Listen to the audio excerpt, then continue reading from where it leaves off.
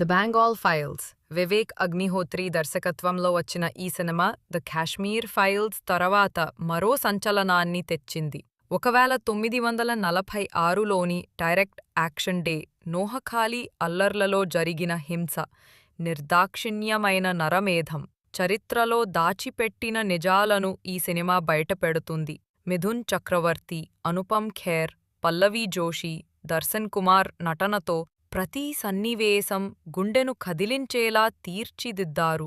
3 గంటల 24 నిమిషాల పాటు నడిచే ఈ సినిమా నిజాలను ఎదుర్కొనే ధైర్యం ఉన్నవారు తప్పక చూడాల్సిన చిత్రం. రాజకీయ ఒత్తిళ్లు, వివాదాలు వెస్ట్ బెంగాల్లో థియేటర్లలో ఆపివేయబడినా దేశవ్యాప్తంగా ఈ సినిమా చర్చనీయాంశమవుతోంది. నిజానికి ఇది ఒక సినిమా మాత్రమే కాదు, దాచిన చరిత్రను వెలికితీసే ప్రయత్నం.